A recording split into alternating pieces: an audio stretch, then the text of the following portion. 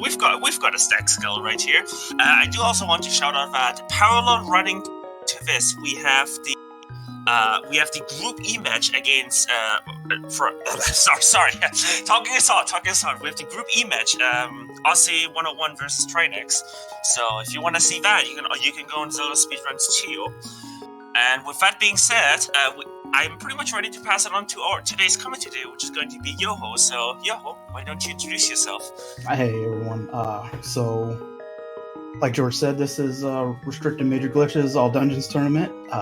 Azder versus SNES Chalmers. They have their PBs are about a minute and 11 seconds apart.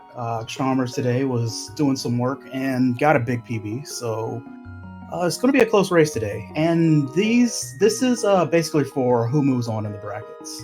Whoever wins this will move on. So big race here. So Restricted Major Glitches is it's a rule set that we use. There are 3 rule sets that are basically everything falls under. There's unrestricted major glitches, no major glitches, and then we wanted to make a middle ground where you could use some glitches but not the most game-breaking glitches, and we called it restricted major glitches. So this is the all dungeons goal for that rule set, where we have to complete all the dungeons. That includes Aga Tower and Ganon's Tower. So starting off, we're going to get Escape. Escape is very vanilla in this game. In this run, there's not really any super special glitches we can do. It's all about movement, who can being real precise on movement, and basically just trying to do small optimizations. And Escape is really one of those frustrating segments that we have because of all of those small optimizations. You're trying really, really hard to do small movement things. One of the things is like pumping, where you're doing a movement. It's basically you're trying to reset your animation. It does a 2-1-2-1 kind of animation. Link does when he's moving 2 pixels then 1 pixel, then 2 pixels and 1 pixel. So you're tapping like down and up, and or you're tapping like when you're moving up or to the west, you're basically tapping a direction for like a frame to try and reset Link's movement. So you'll probably see the runners doing this here when you'll see like small little nudges in their movement when they're going. So basically, like I said, this is a very vanilla kind of no glitch escape. So we have to just go downstairs, grab the princess, and then escape with her to the sanctuary. Yeah. There's not too much that we can say about it, but pretty soon here in the next segment we might get our first glitch. But really, what we need to be able to do to start really glitching this game is get the boots. Once we get the boots, there are some things that we can do that just kind of makes the game ignore walls. Pretend like walls aren't there. So we got to go from here to Eastern to grab those boots and be happy about it. So heading downstairs, there's the big boss for Escape, the ball and chain guard. It's not really a boss, but it feels like a boss because right now you have 3 hearts. He does 1 heart of damage, and you have to either slash him 8 times or hit him with a pot and do 4 slashes, or hit him with 2 pots. It's really up to you. You can see Azder's doing 1 pot strategies here. So he does 1 pot and then 4 splashes, and then on the other side, Chalmers did 8 slashes. So the 1 pot strat I think is about optimally 20 frames slower. But it's one of those things where if you want to not, like, it's possible to die to ball and chain here because, again, he does 1 heart of damage, and when you're doing the 8 slash strat, you're trying to get up in there and slash him, and it's easy for him to hurt you. So 1 pot is definitely a safer strategy to use there. But Yeah, there's not really too many safeties that we can do on this run. The only really big one that we can do, I'm not sure whether either of these runners actually do it, is getting silver arrows. We can get the silver arrows after we do the Eastern Palace using a few clever glitches to get in there, get into the pyramid and talk to the Fat Fairy to exchange the bow. We can't actually exchange a sword for the gold sword then, because it actually only accepts the tempered sword. The code for the pyramid fairy actually only accepts the tempered sword to exchange for the gold sword. But later on, we'll actually be exchanging the spider sword that we have, this level 1 sword, which is very weak and kind of a pain to deal with, to go straight to the level 3 sword, which is the tempered sword. Will do 4 times as much damage in general. So yeah, now they're going back into the sewers. Sewers aren't really, they're not difficult, but they are very RMG dependent on how the enemies move. That can end up costing a lot of time. So yeah, we're just trudging through it. Honestly, I think it's one of runner's least favorite things because of the amount of pumping you have to do in it. It's a lot of minor movements, and once you get boots, you don't really pump as much. So it's pretty good. Big source of RMG is this key rat back here. If it goes into what we call a Seattle key rat up in the top left, neither of it, but it loses you a lot of time, and it feels bad. But you have to actually walk up there to kill it, and like it's less effective to boomerang the key, and it's just difficult. So one of the other things that the RMG rule set allows that the NMG rule set doesn't in general is we can save and quit. So following this escape thing, we're going to get some dialogue from Zelda and from the priest.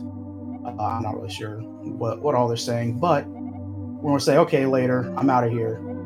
Save and quit. We're going to go to Link's house. It saves about 20 seconds to be able to do that over just actually walking to Eastern from here.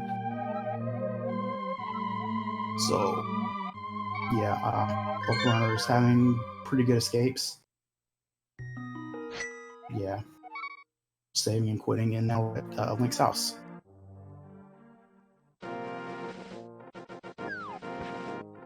So,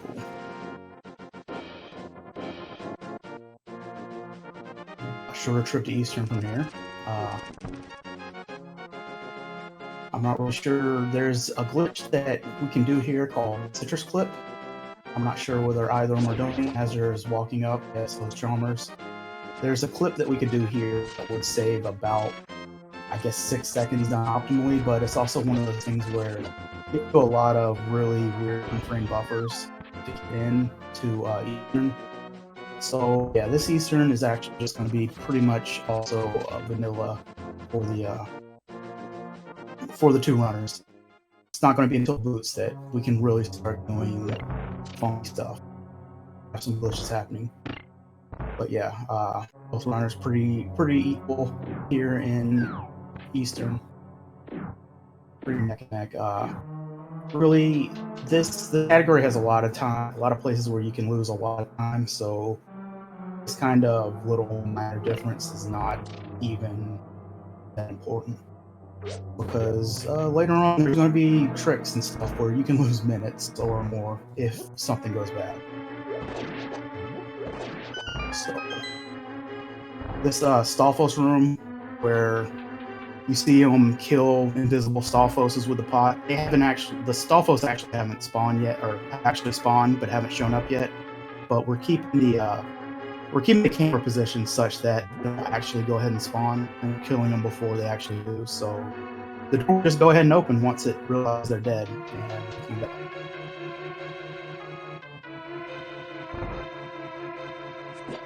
So next up, you gotta get the big key. Normally for the big key, what we end up doing is doing a boost to get, or not doing a boost. You would normally have to kill in the room to get the fairies to fall off that pot where the is under. to be able to set on the switch. But what we're going to do here is, you'll see azder first doing it. He's going to do a damage boost off of that, and then use the iframes from that damage to basically be able to get in and hit the switch before the iframe out. But one of the things, if you know what's in the sanctuary chest has a sanctuary heart in it, that gives you a full refill and gives you an extra container. And in the vanilla, like, a lot of people will end up doing that, but we don't end up here. So when you only have 3, doing that deboost is a very different strategy, because if something goes wrong, you might end up getting like an extra heart, an extra half a heart, and ending up on very little health. See, like there ended up taking heart from Popo, and yeah, in beat time. So it's a little bit dangerous. Like, these cannonballs won't do half a heart, so he can get hit from one of those. But next up, the Igors, they do a full hit, so he's over. Okay. One hit.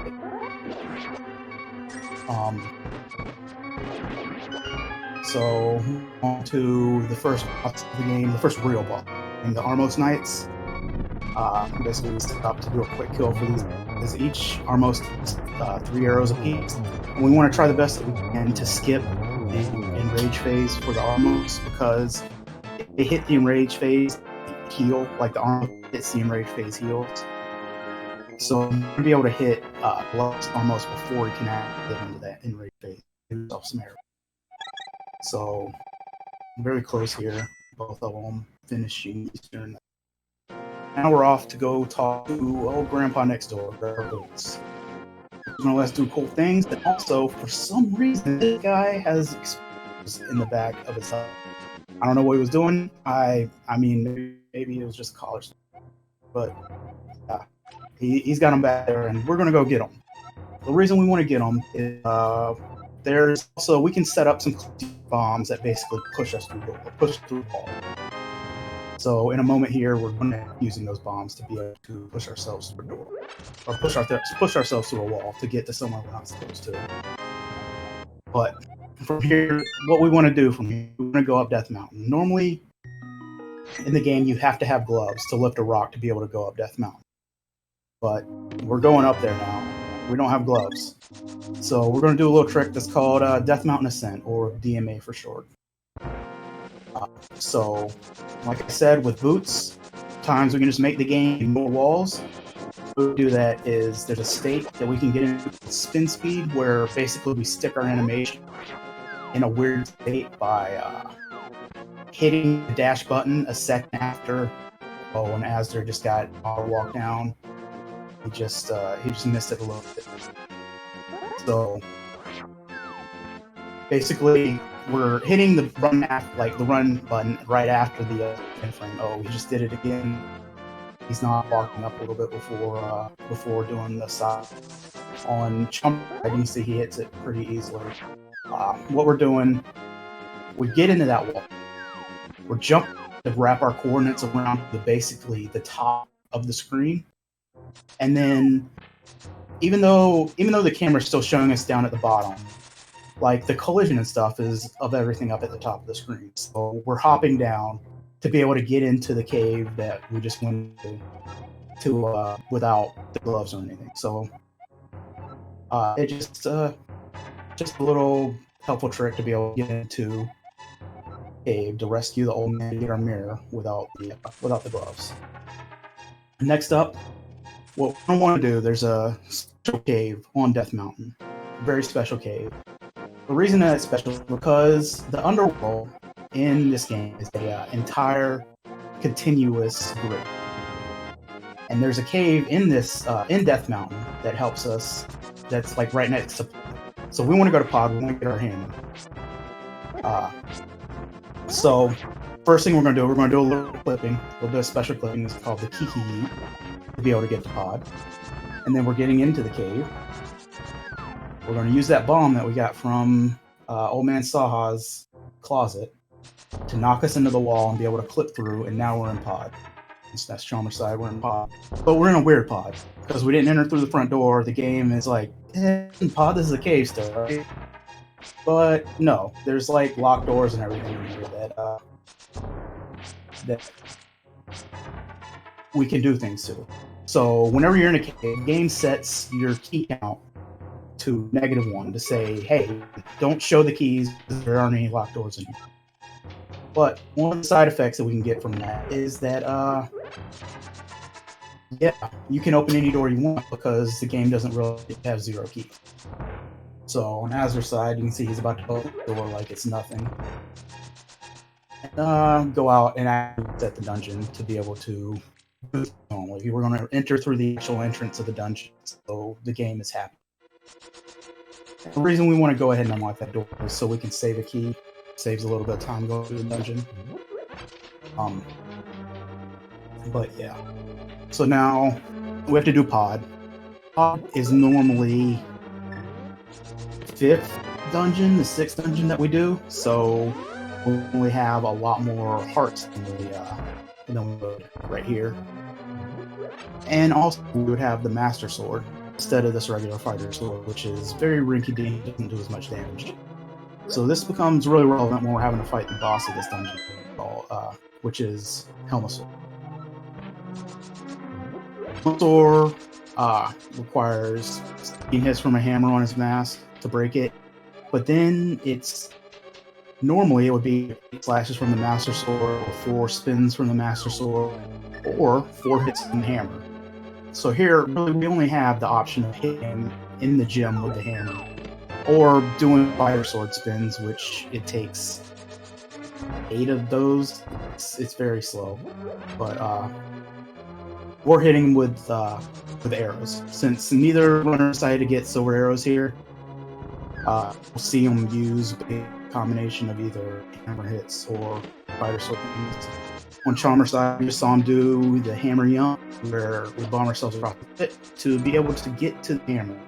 It's a double pixel per thing.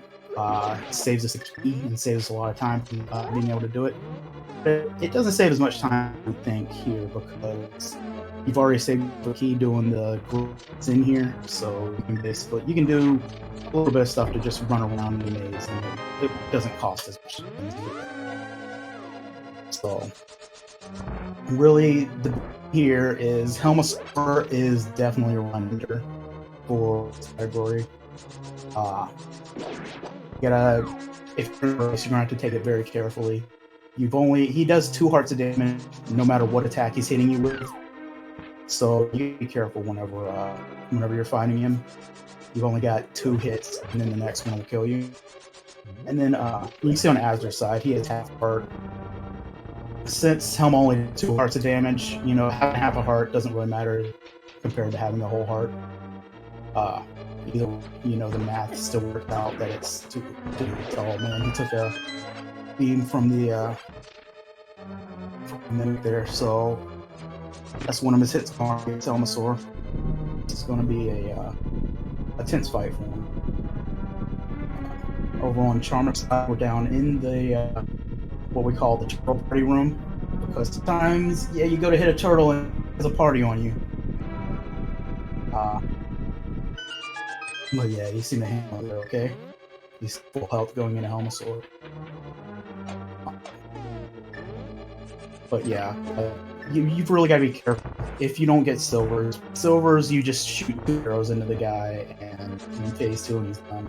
You still have to do the hammer hit here, but the thing is hammer hits, it's pretty safe. He's not doing fireball and at the same time, and 2, you get knocked off. You get knocked back well. You can see here, Chalmers getting beat up a little bit, but he got it. All right, so yeah, Chalmers successfully being Helmasaur, only taking 1 hit damage. We're going to see from Azder's side what he ends up doing.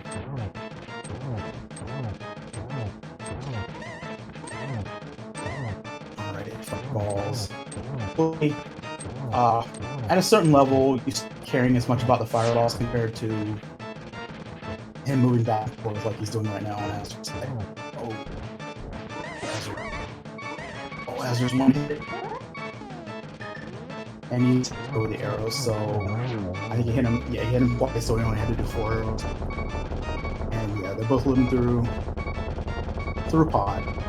So since we didn't actually crack open the door to pod, we did what's called the Kiki skip. That clip is called the Kiki skip.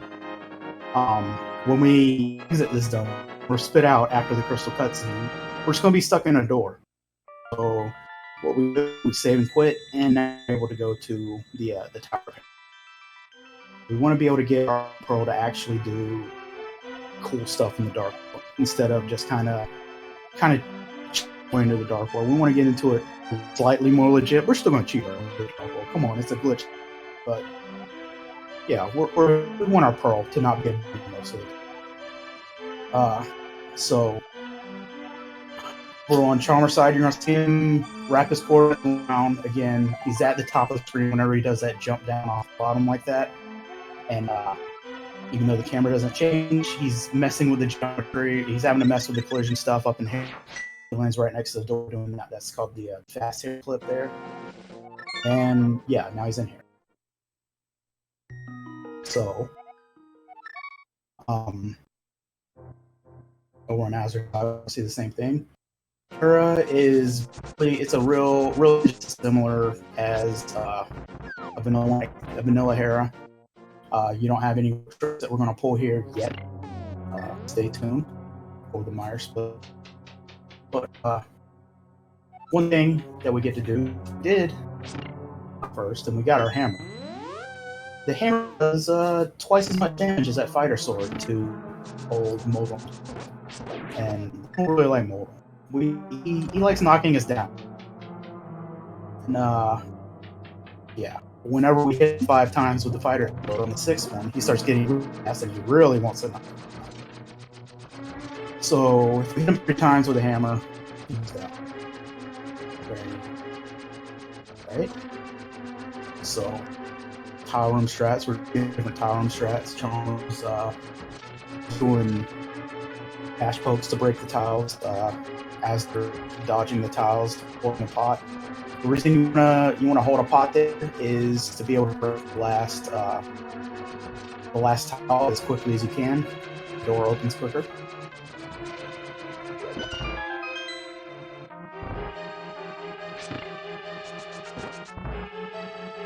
And so Chalmers is up near the top of Hera. He's gonna hit the Moon Pearl, but since we don't want to actually go upstairs and drop back down, so we're gonna do a bomb jump over there.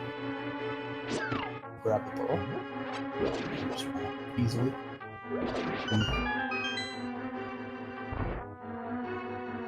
It's unfortunate the Kadongo fire. You can't actually, you can't go past that without taking damage. And I think since Charm's 3 hearts, he wants a little bit of buffer to make sure that Moldrum doesn't do bad. So he had to wait.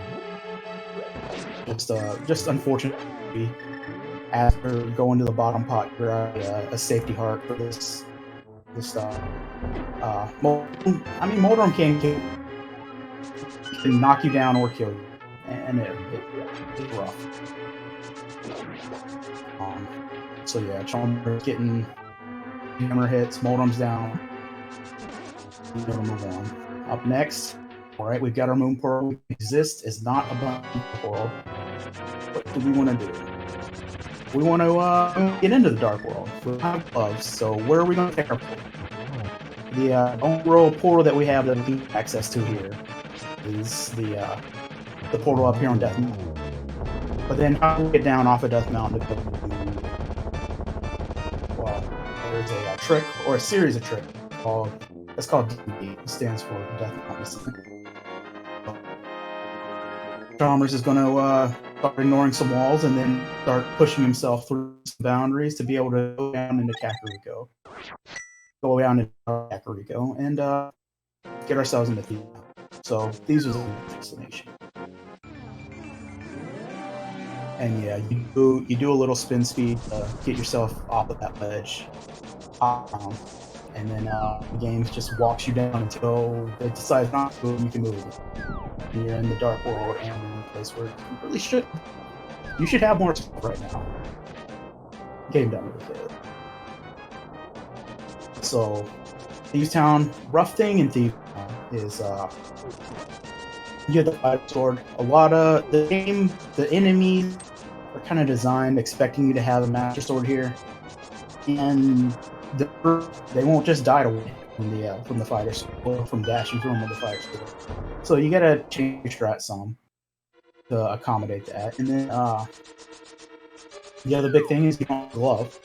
There's a giant block in the basement where normally Link would show us how buff he is and lift it up for his head just to talk to you like it's nothing.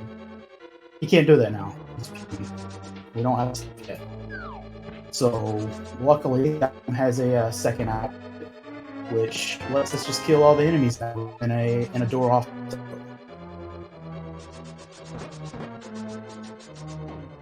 So I think Chalmers is on the Hellway right now. The Hellway, there's a pixel perfect that you can do, which if you get the right RMG, you can get through, but Chalmers didn't hit the pixel, and yeah, I'm not sure if the RMG was on it either.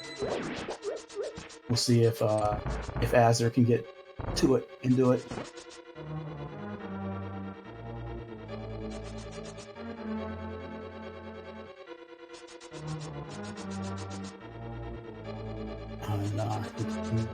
But gets through it pretty easily too. So no big deal. Alright, so we've opened up on Charm side, we open up a hole on the top where we've let the sun shine through.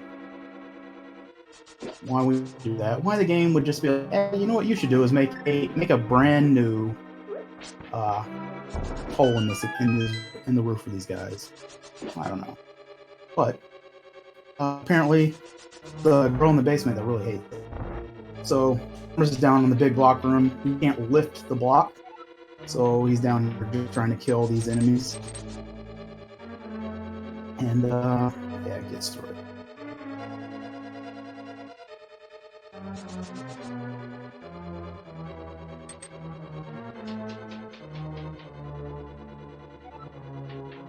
Alright, the prison cell is a very unpleasant one to deal with the fighter sword, because these blue guys don't die when you dash through them, and they'll sometimes just walk in your way. They don't die when you slash them either, and then you slash them and they're mad at you.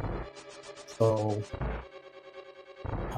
the big move there is just to get through as quick as you can. You can see on azder's side, there's a guy straight in his way, and he's getting blasted from behind by the red Zazak. Oh man, that's rough. That's real rough. He's trying to, I think he's trying to farm the blue Zazak for a little health, and then that red dude is just being rude to him. Alright. But on Chalmers' side, he's a little ahead. He's heading to the blind fight right now. Oh no, that new window that we made. Oh, it makes the light hurt for blind. The thing with a blind fight is it doesn't matter what weapon you have as long as you hit him 9 times. And if you hit him at the same time in the fight every time, he'll behave the same way. So a lot of people say blind is scripted because we try to hit him as soon as he gets vulnerable every time, so that we can basically know what he's going to do. But yeah. So Chalmers gets through it, does a little dance with the blind hits and gets through. We're still on that side. He's doing the same thing. We're gonna end up in a crystal. Let's see. We'll both end up in the same thing in a second here.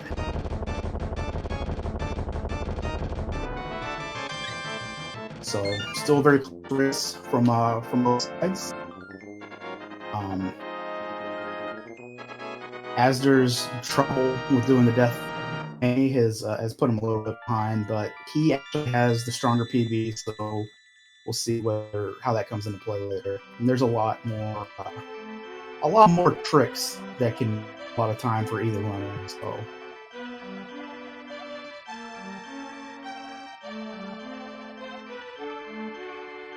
So after the down, we have some shopping that we have to do, but first we kind of have to get prepared to do the shopping. Also, remember that fighter sword, it really stinks, and we don't want it anymore, so we're going to go rescue the Smith guy. We're going to grab him, but we need to be able to get an admirer. Maya requires the Ether Medallion, and being able to get the Ether Medallion requires having the book. So since the Smith, the frog guy, is just right here next to the library, we go and grab the book while we're over here. Efficient shopping. And we're grabbing 500 rupees. Really, we're grabbing 600, but we only need 500 of it to be able to get to the get flippers. Flippers cost $500. We're not actually getting them this split. We're not actually getting Ether this split either, but we're doing the prep for more fetch quests in a second. So,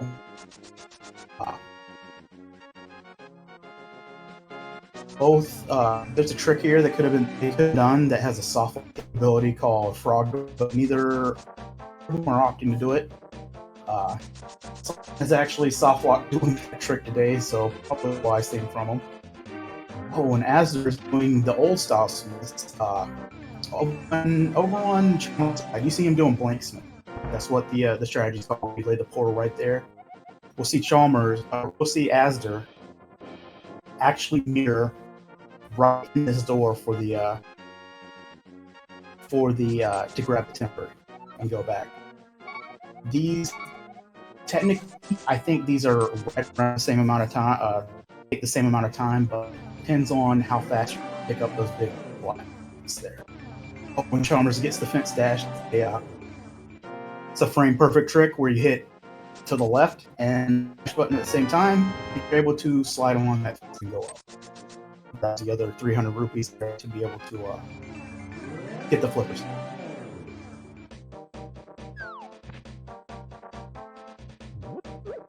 So both flippers are off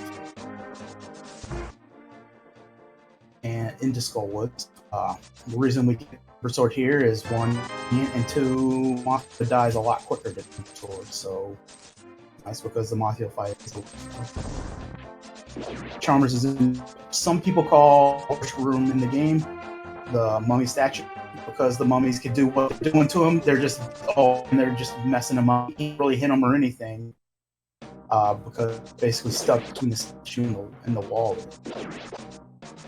Yeah, he made it through it, but he has no hearts left. This is going to be wrong. Because right after this, he's wanting to do a bomb that takes a heart. And then normally, you would do strat, you'd fall into a hole, and that would take another heart. He isn't actually having to do that. He's just getting a little beat up by the mummies, too. Yeah. You can see a little bit, people are calling it the worst room. So, again, we want to go around for the item here with the rod and Skullwood. So we do a bomb jump and there's there.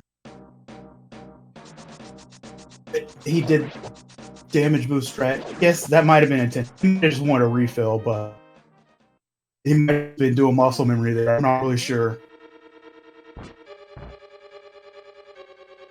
Then yeah, he walked out. He didn't normally think you have iframes because you get damage boost strat, and he takes a hit from the road. Then over on the other side, he didn't take as much damage from the mummies, and then take 2 hearts of damage, so he would just do the strat normally. And they're both getting a little close because I'm gonna look at death. He had the unfold mummy statue running.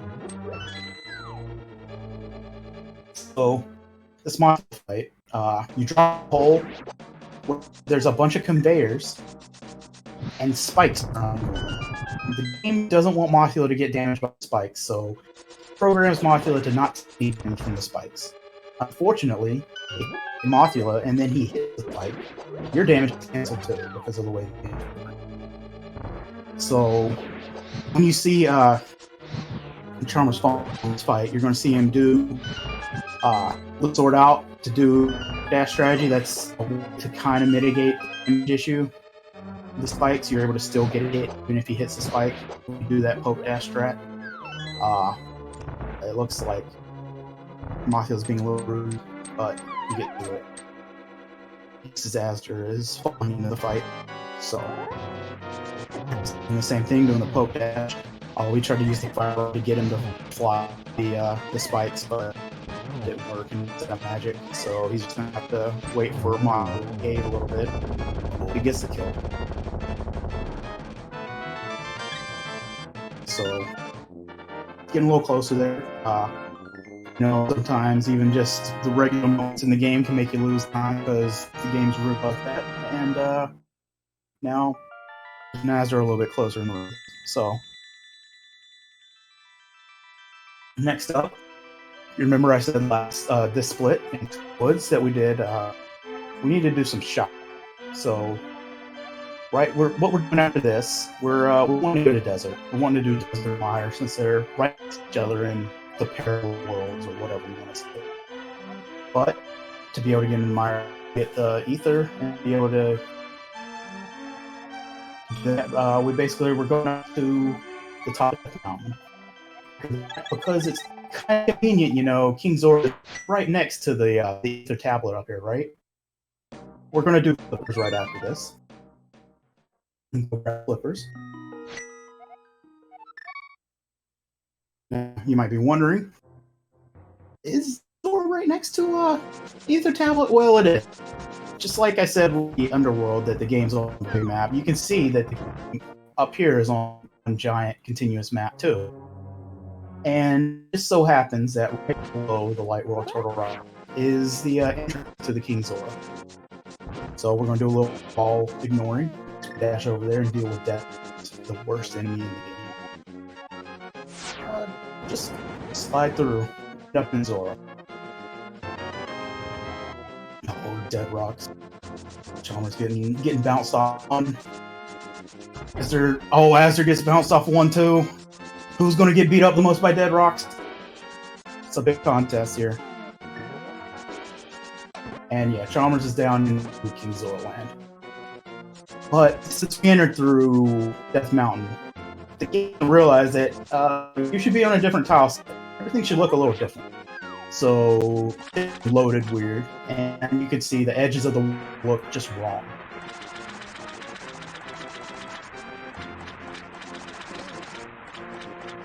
So yeah, now we're off to get the flippers. And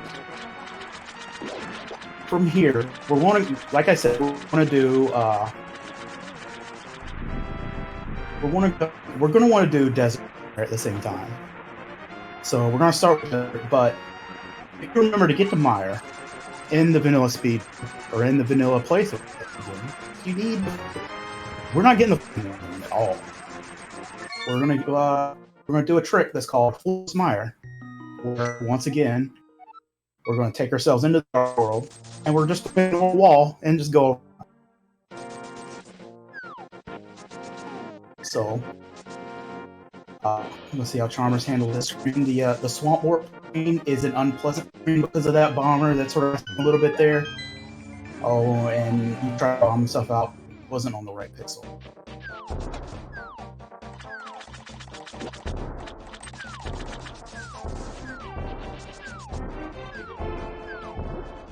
All right, and after side, he just runs around the what some people call the plain vanilla ham sandwich strat,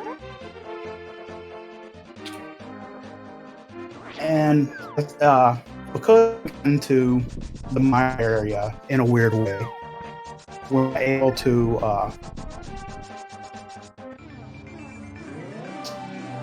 the game doesn't know the rain effects from the mire stuff.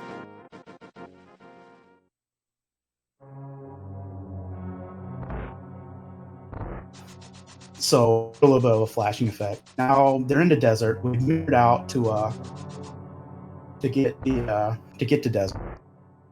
Once that's benefit, if you remember, we've already gotten the upgraded gloves in desert or from Thieves Town, so we don't actually have to get the item from in here.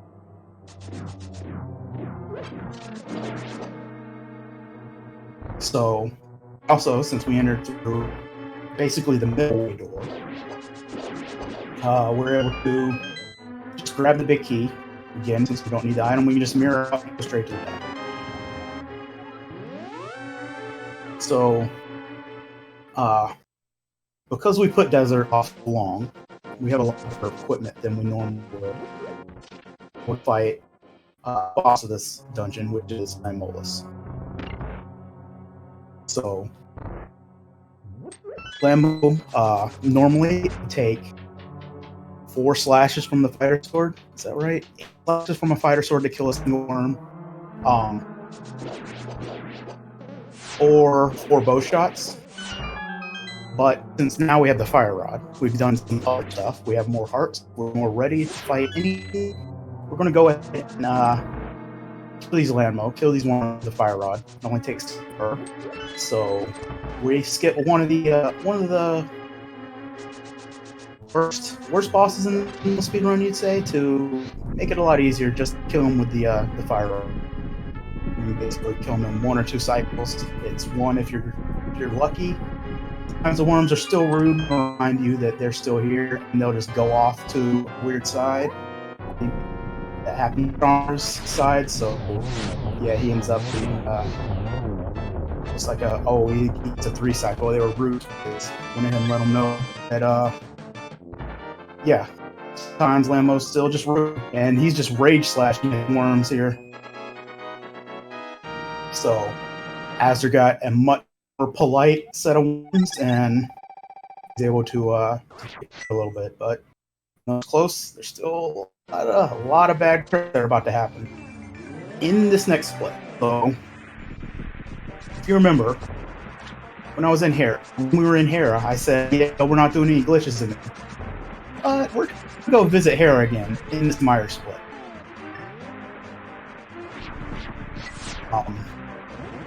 So, in this Meyer split, we're going to actually get cool items. We're going to get some great.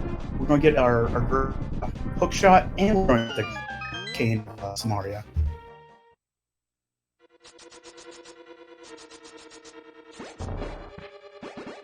So, like I said before, all of the underworld is on a grid. Is on a single grid. It turns out that Meyer is right next to a room in Hera, and Hera is right next to a room in Swamp. So what we're going to end up doing here is we're going to borrow the key from Meyer, since we entered Meyer, and we're going to borrow 1 small key from Meyer to grab the hook shot. Go into Swamp early, grab the hook shot.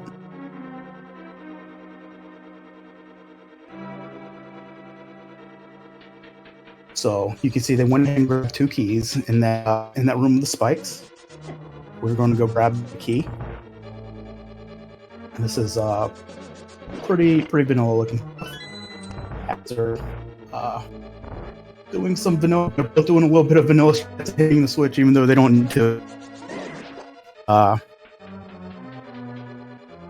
they're going around. They're gonna do the. They're going to hit the 4 torches. azder, forgetting that he has to do the torch before he actually does this trick. Hit the 4 torches. Getting very synchronized here. And then they're going to grab B. They're going to come back into the room, because this is the room that's next to the right next to a room in the Tower of Hera.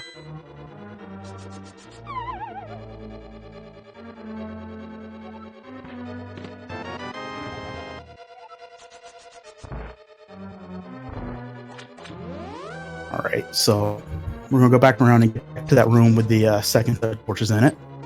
And we're going to, well, there's 2 options there. You can either do a sword clip or bomb yourself through a wall, but the easiest and I think the quickest is bombing yourself through a wall. And that'll put you in a fairy room in Hera.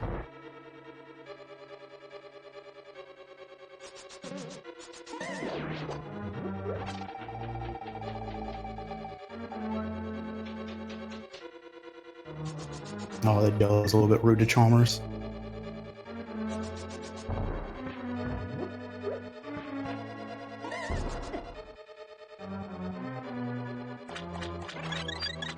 Alright, so even though it's green, we're actually in a room in here.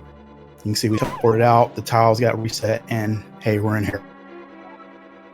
So, room, the petting zoo room, is actually right next to the swamp. So we're going to bump up ourselves through again and end up in swamp.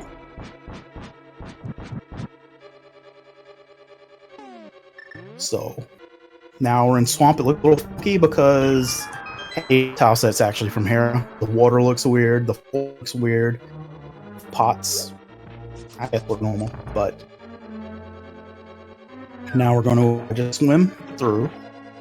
And again, since we entered through the mire entrance, we got our big key that we're borrowing from it. It thinks that hey, we can open the we have the mire big key, and we used our small key to be able to get it. And hey, now we have a hook shot. Our bonus item in the split. And because we needed to finish the game, we're gonna actually go get the Cane of Samaria now. Gotta redo the front part of this Mire 2 room. Stinks because if you do that bomb trick, you actually lose a heart.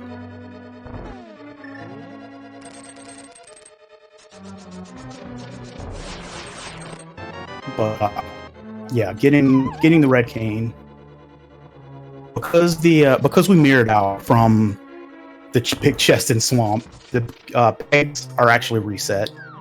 They're set to where we actually couldn't just go into that room to the left. So we got to run down and damage boost ourselves.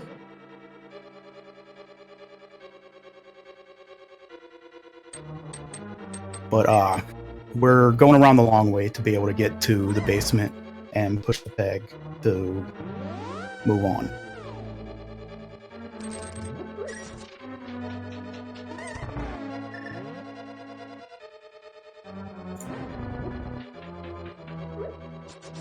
All right, so you see on that bridge, Azder threw a block into the abyss. What he's doing there, he's setting up a trick called AD Spooky. It's basically a variation of the regular Spooky that we do in the other speedrun. So this game, if you've noticed, is sort of a pseudo 2D. Things can jump up, can hop up, hop down, and stuff. The way that's controlled is through an altitude variable. The altitude variable is set on that. When we throw to that block into the abyss, it's set to the largest amount that it can have.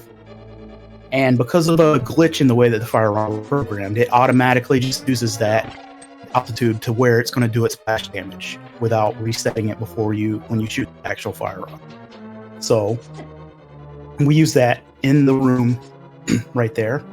Chalmers, I guess he skipped it, didn't do it, but you shoot really low and then you dash up to move the camera up to get the switch to spawn in on the screen up, and then the fire rod splash damage. You basically teleport it through spooky action at distance as flip. And then there's Vitreous. This is a potentially rough fight. Each ball does 4 damage.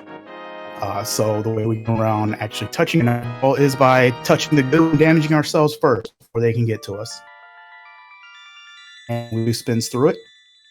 And the big eyeball takes parts of damage. I mean, 8 from the arrow, or shot from the bow and arrow. So we do that to be able to kill it as quickly as possible. And then yeah, that's Mire. So when we took our short little swamp, we pressed for the water in the second room.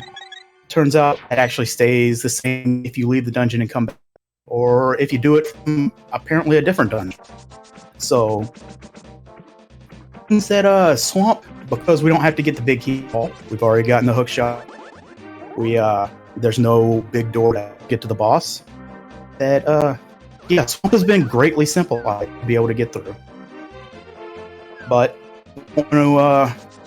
want to go out normally, so again, we're just going to ignore a wall. We're going to clip ourselves out and go.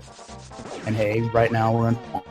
We still got to mirror and pull the wall of the dam and do all that stuff. But the actual interns of the dungeon have begotten a lot. So there's a few different clips that can be done to edit Mire. We're going to see which one Chalmers does. It looks like he's setting up to do the fast Mire clip. Oh, he baits the pink shot from the guy before he does it, and then he missed it. He's dodging the pink shot again from the guy.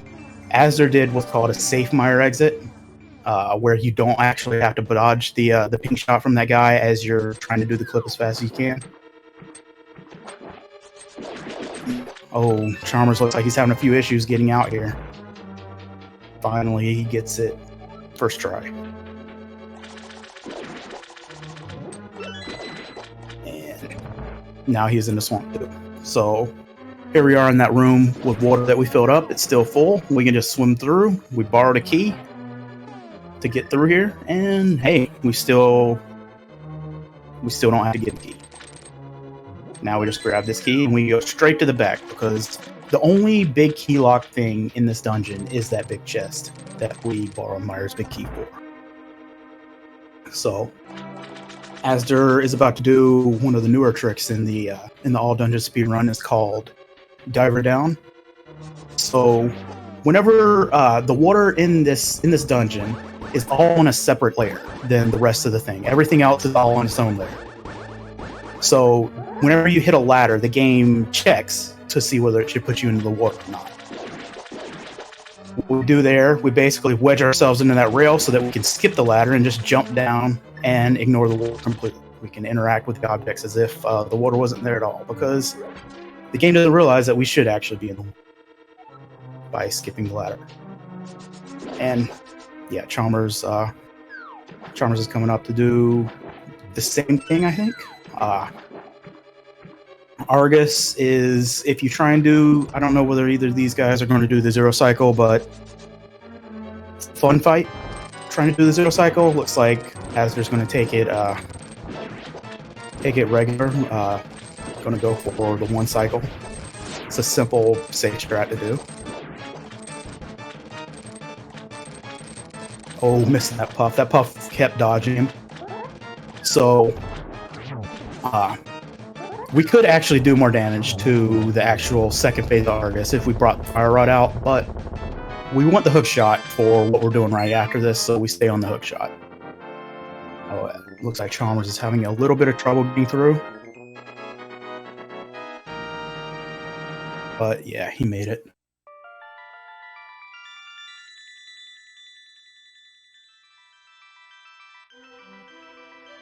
Alright, so the Swamp Crystal cutscene is the longest in the game. So if you mess up that zero cycle Argus, you get to sit there for as long as the game can make you and just think about it. We're going to see if Chalmers is coming up here, seeing if he's going to do the same, do the safe strat or go for the zero cycle.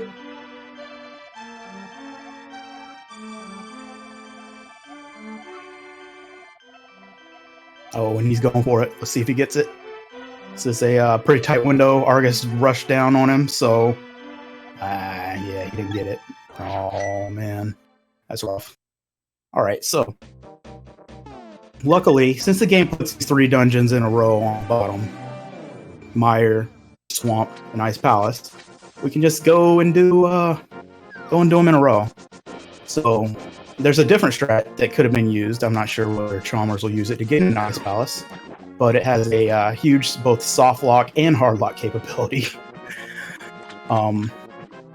Azder, knowing that, opts to do the safe strat, which is just mirror and run to Ice Palace and swim and pick up the rock. So Ice Palace, we get to do a lot of fun things to make Ice Palace not as awful as it should be. First thing we get to do, we get to bomb ourselves through this room and ignore the freeze order. Yeah, whatever about the fire rod. Next thing we get to do, all right, we're just we're gonna hit the switch. We're gonna run right out.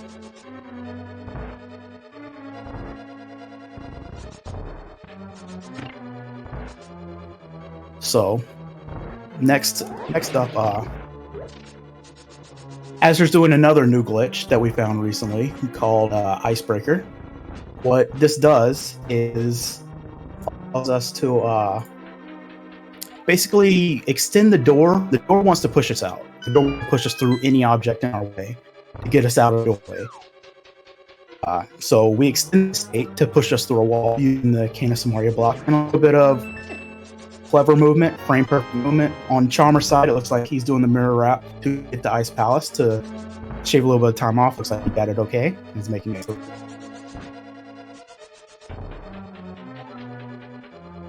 So,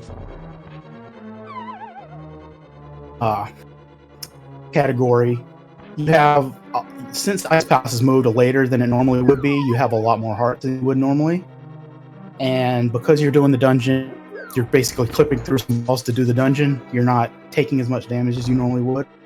And yeah, we're just able to just go to Cold Stare and have a lot more health than you would normally expect. So yeah, azder or Chalmers is doing the same thing. Looks like he missed the frame buffer to get through, having to use a few extra Cadence Mario blocks. That's pretty rough on him. If his magic gets too low, then he's gonna have to worry about getting refills. Oh man. Yeah, I think he's used 5 or 6 now.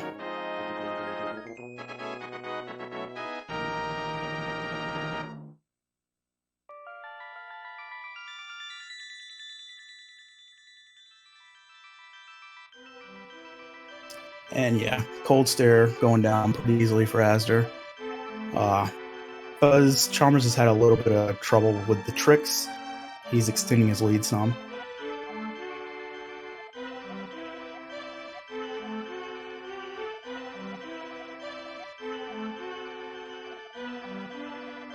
And yeah, Chalmers has a issue with his magic right now. He's not hasn't really done anything to fix it, so I'm not really sure what he's gonna do down here. He has a magic issue, and he's just standing there for a second thinking about what to do.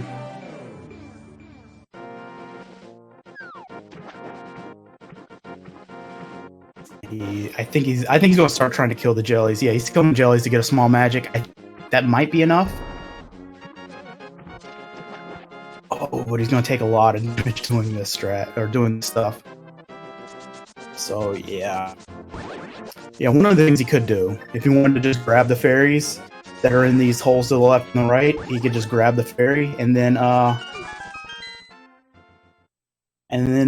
he'd be fine.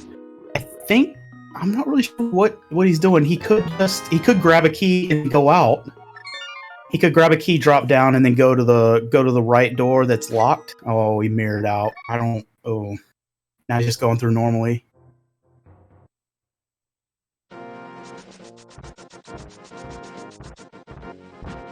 All right, so azder's off to Turtle Rock. In the meantime, he grabbed the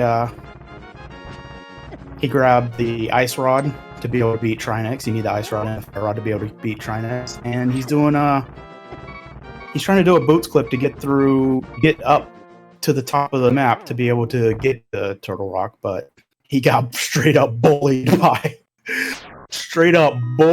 by boulders, man. He got cabbage patched on, man. It was rough. Yeah. So he goes straight back at it. He takes the death and goes straight back at doing it again.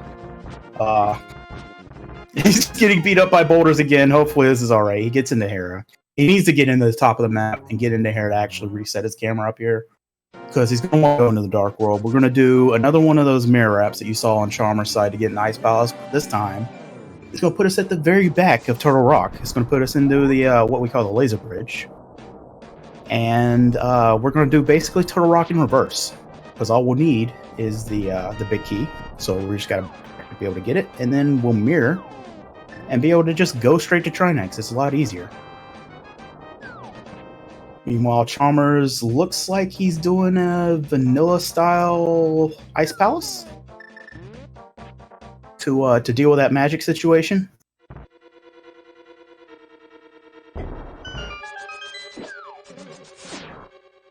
Grabbing an extra bomb. All right. And for azder, he took a beam to the face on the laser skip. And he's going to try and do the laser skip again.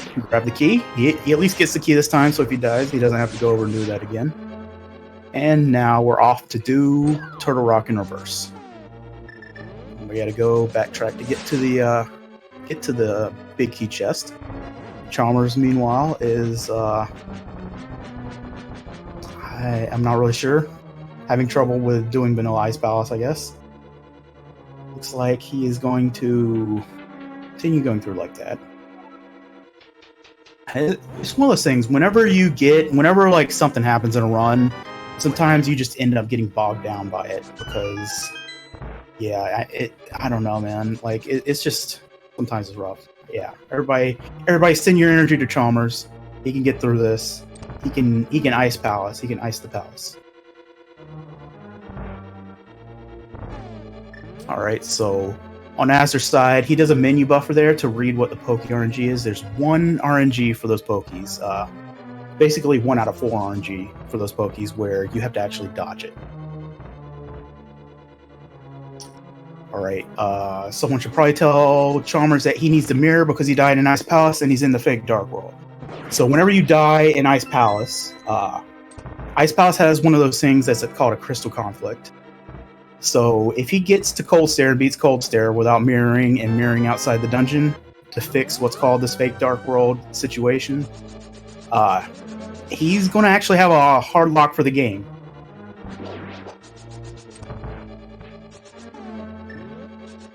So yeah, this tournament you can tell people, you can help people out in their channels or whatever. Someone let them know.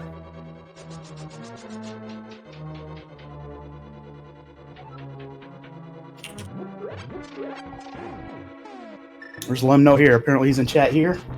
Everyone say mirror Chalmers, please.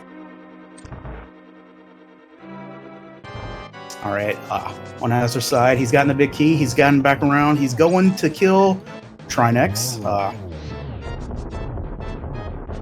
This is Turtle Rock is a little bit rougher dungeon. I think is a little bit rough dungeon in all dungeons because when you save and quit, you lose a lot of your hearts that you have, and then and you're basically doing it on very low health, and then everything actually does 4 hearts of damage to you in this dungeon. So as you can see there, when Azder went to do laser skip, he just got shot in the face and just went down. It was rough because he also got beat up boulders too. He got a little bit comboed there. So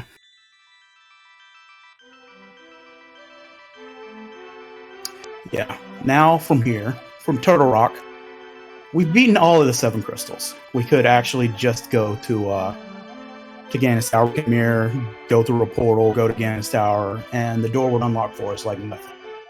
But I mean, this is glitched. This is a glitch category. We're not just gonna screw around like that. We're gonna ignore some walls and we're gonna just save and quit from Turtle Rock because we didn't open Turtle Rock, so we're just in a turtle head right now.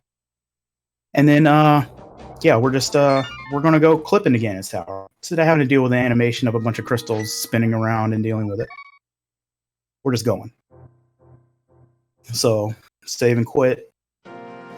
Once again, we're gonna do some clips to put ourselves up at the top of the map. We're not gonna fix the camera, but we're gonna go into the Dark World. You're gonna see Azder walking in this portal down here.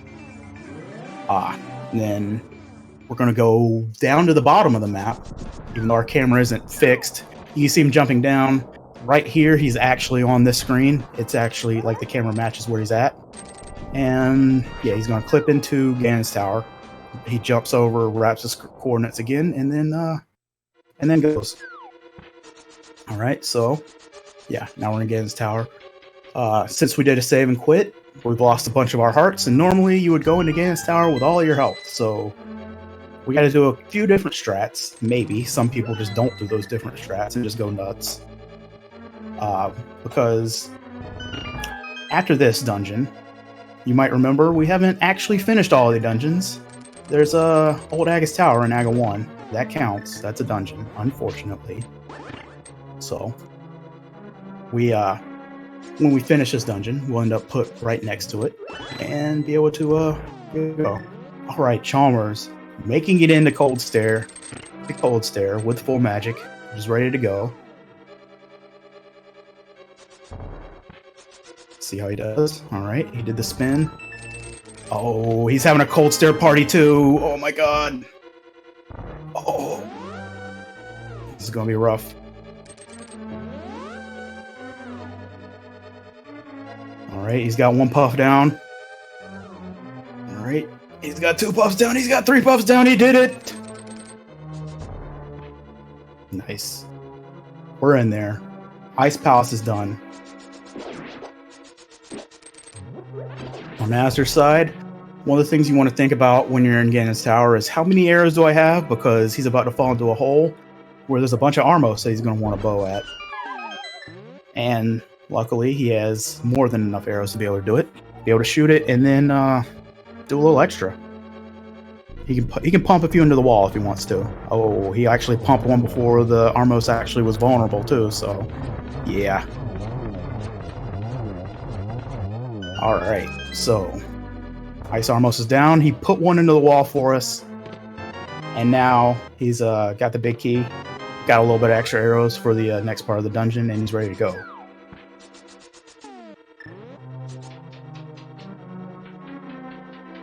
So, now he's heading up to floor 2. This is the big place where you'll see a different strategy, maybe. But actually, Azder's going for the damage boost strategy where you lose 3 hearts by what you're doing here. And he, yeah,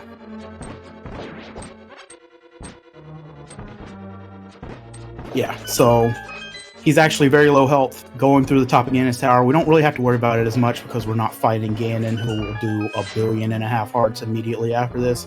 But you still got to worry about it a little bit because the Gauntlet is rude, and the Gauntlet will close its fist on you sometimes. And you'll take damage just because. You get shot by a Beamos or whatever, so...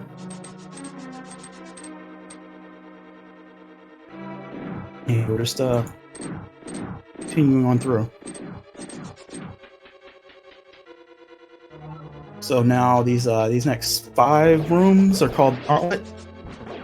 It's basically the enemies will move random. You got to kill them to get through the room, and in the meantime, a Beamos is shooting you. You see, you just got shot by a Beamos. On Gauntlet through here. You got the blue guard up top being especially rude, wandering around. Didn't care what you're trying to do. All right, dashing through. For Gauntlet 4, he's doing it right.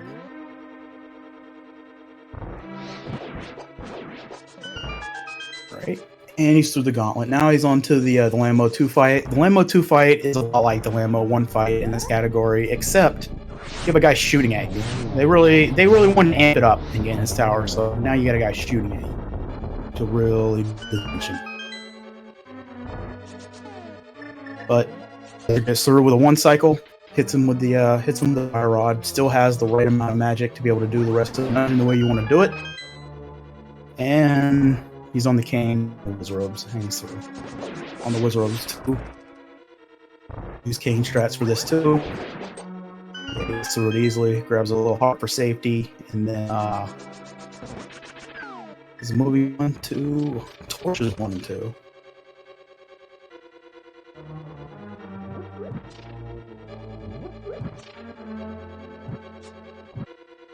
Oh, out a little missed torchlight, but no big deal. You get an extra light if you miss one with the amount of magic that you normally have. So, depending on how you do Aga's Tower, normally this is the last magic refill you'll get before the end. You'll end up with half of your magic since you use 4 fire rod shots, and just move on through. And we use some fire rod strategies in Aga's Tower, but you'll have just enough magic to be able to do them and be okay. But we'll see. Yeah, he skips the magic. No big deal. Now we're on to the Moldorm 2 fight, which has been amped up because it's on a very thin platform. They really got us. But nice hook shot strats. You get invulnerability when the hook shot's on its animation. Moldorm can move through you. It doesn't matter. But the first thing that the game calculates is what your sword spin's going to do, and it killed him. So we'll be fine. All right. So now we have Act 2. Beating Aga 2 before Aga 1 because, I mean, it's why we do things in the right order. It's a glitch category, guys. Come on. Aga 2, there's 3 of them. A little bit of RMG involved.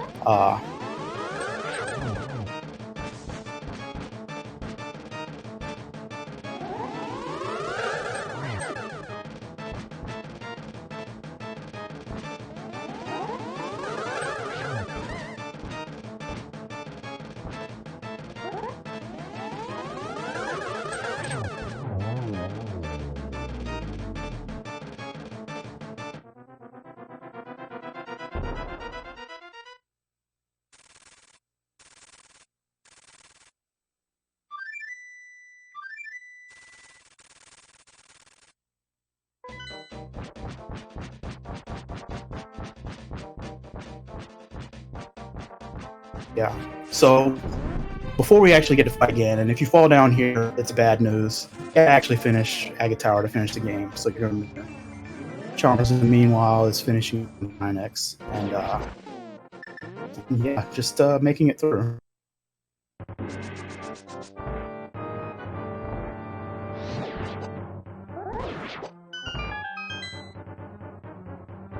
But yeah, since we've put Agate Tower off so much, we're actually able to beat it a lot easier. We have the tip sword instead of the master sword we have in a vanilla casual playthrough. Or alright. Yeah, we have the fire rod we wouldn't normally have because that's in the Dark World, and so all things aside, I mean on Chalmers' side, we're gonna see him go up to do Game Tower after this cutscene. We're gonna see him do the clip that azder did to get in.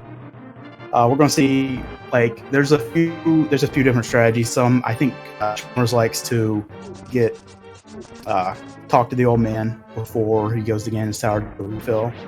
A little bit safer than what azder did. Oh, he doesn't. He's going for broke here.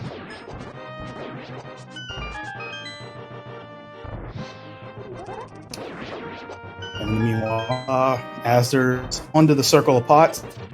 This in RMG, this might be my least favorite room because I have no idea how to do it correctly. But azder looks like he did it pretty correctly, going through and just grabbing it and getting out quickly.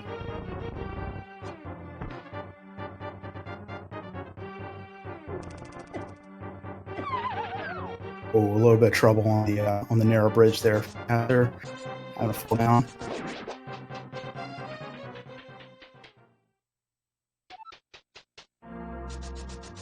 And now, azder's on to Aga 1, one of the biggest sources of RNG in this video game. Aga 1 has a few guaranteed energy balls that you can reflect back to him. You have to hit him 6 times with these reflected energy balls, but for the rest of them, it's 50-50 whether it's going to be a reflectable ball or a blue ball.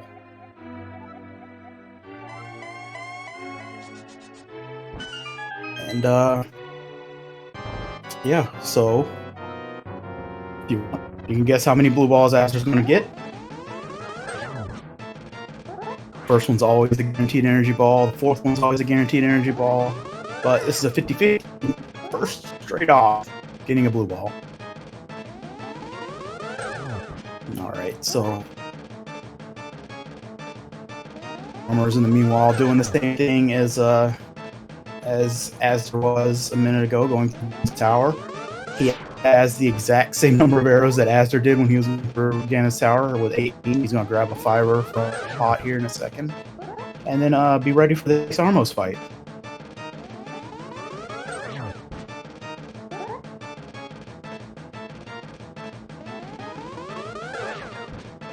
Alright, so azder's getting a little bit of weird stuff, but yeah, that wasn't that bad. Was that 2?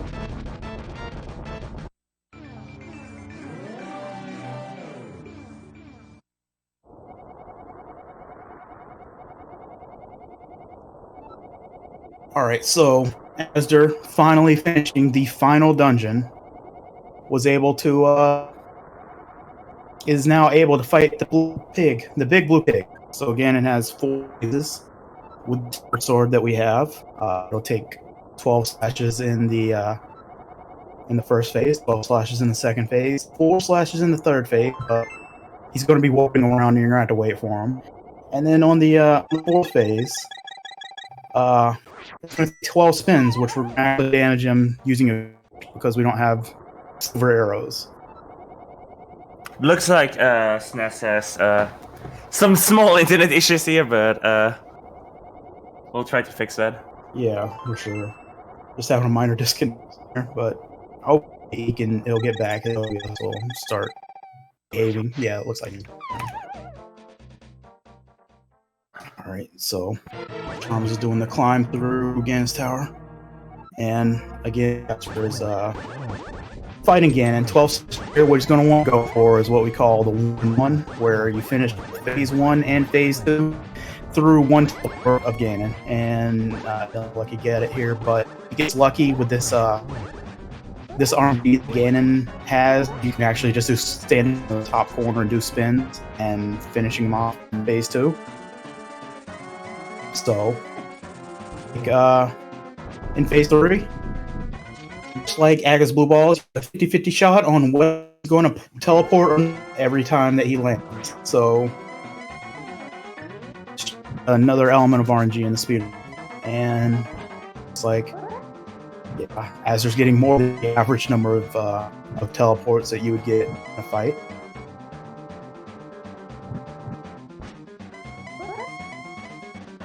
Alright, he's off to the third phase. I mean, to the fourth phase. He does the, oh, he missed the torch glitch, so. Yeah. I think this will lose about 40 seconds, and you can't actually do triples if you don't get torch glitch. So he's having to do a little bit of specific stuff where he's based on when he's going to light those torches, and he's having to use magic a lot more. But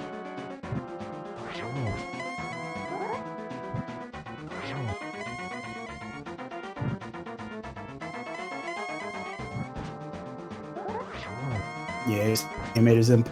Wherever you go to do the push, there's a lot of happening on the screen at the same time, and the game sometimes just likes to ignore what you're doing.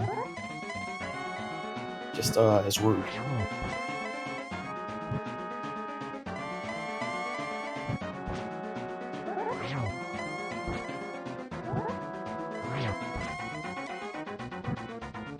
Alright, and I'm not counting, but I think he should be pretty close to finishing off.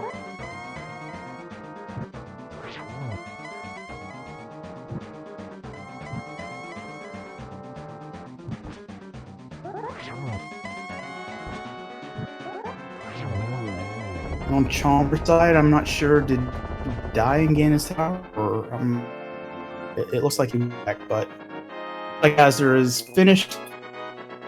Get your GGs in that, and yeah, it looks like he is finished with an official SRL time of 1:16:16. So we're gonna see if he wants to do an interview. Chalmers is going up the gauntlet. Meanwhile,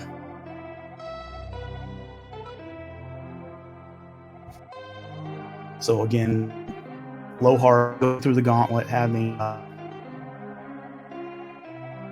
low hearts. He's having to get through. Well, it looks like he died in Gauntlet 5. But we're joined by Azder here. GG's on the race. Congratulations. Any comment on how you did? On how the race went? That was pretty bad overall, I think.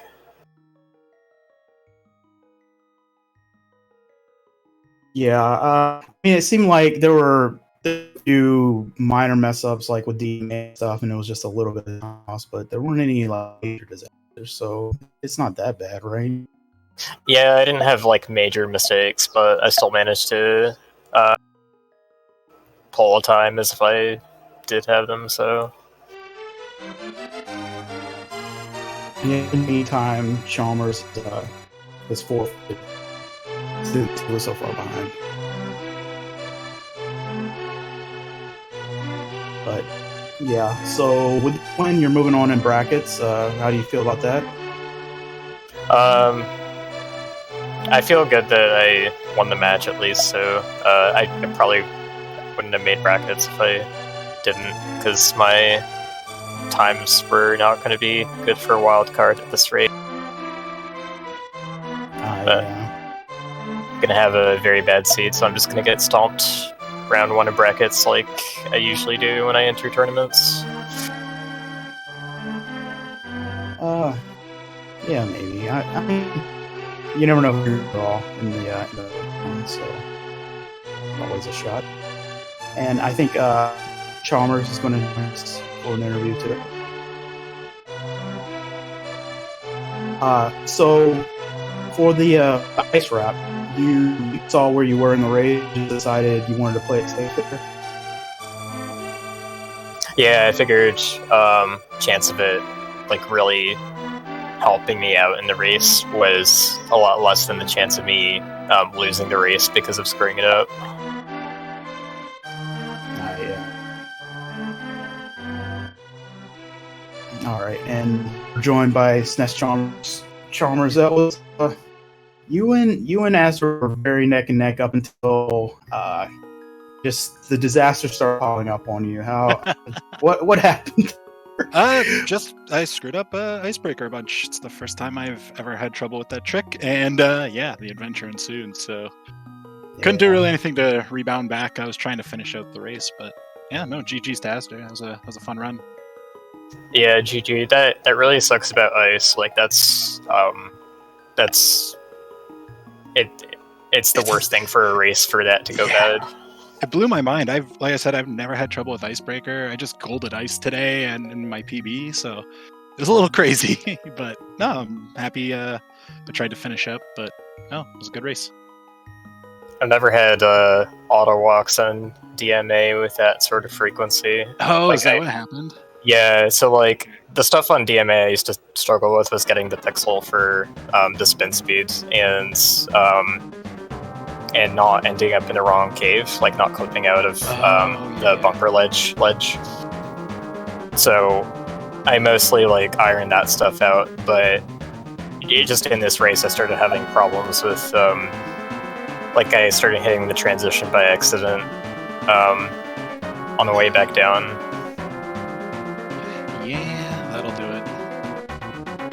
I was actually lucky that I wasn't far enough in the ledge on the screen below that like it wasn't a soft lock. I could actually hop back out. But oh, exactly. No, I was wondering because I didn't have the stream open, but the whole time based on chat's reaction, I was like, "This is a close race." And then Duck comes in, and he's like, "What happened? Chalmers is ahead. I'm Duck." I'm kidding. But then, yeah, ice happened, and I was just like, "Oh, okay, this is done." And then I died twice in GT, so I was like, "I'm not gonna waste another 15 minutes." Yeah, that's fair. But yeah, any other comments or anything about the race? Guys, it was really very exciting for a great portion of it. It's really unfortunate like that. I just wish I could have kept it like that. I was having fun knowing it was a close race. That's all I wanted out of it. I didn't care if I won or lost, and yeah, I just wanted to provide some good entertainment. No, well, you definitely did today for sure. So, well, thank you. You can't feel better about that. azder, any other thoughts? I was getting annoyed at myself because like I can't seem to play as well as I would like in races. But at least it turned out fun to watch for certain periods. Yeah. Yeah, best of luck going on to the brackets too. So. Yeah, thanks. I'm probably gonna need it. Yeah. So stay tuned on this channel. There'll be another great AD race in about a half hour. We're on about half hour. So Yep. yeah.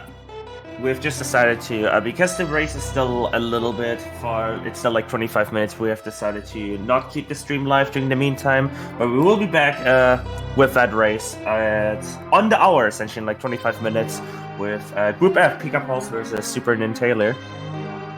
And just for everyone's information, tomorrow we also have the Minish Cap Randomizer Tournament, the round 1. I mispronounced this horribly yesterday too, so I'm gonna try again. Magiobiron, probably mispronounced that horribly. I'm so sorry. Versus Rylex, so do check that out as well. And on Wednesday we also have the Zelda 2 weekly, randomizer weekly race, so do check all of that out. We've got some Zelda content coming up your way. But yeah, we'll be hopping off here, and as usual, I will let you all have the last words. All right. Thank you guys for putting on a good race. Had a great time. Yeah, thanks to ZSR for having us. Sorry about being a little bit late there. That was my bad. But yeah, thanks for having us again, and best of luck to everyone else in the tournament.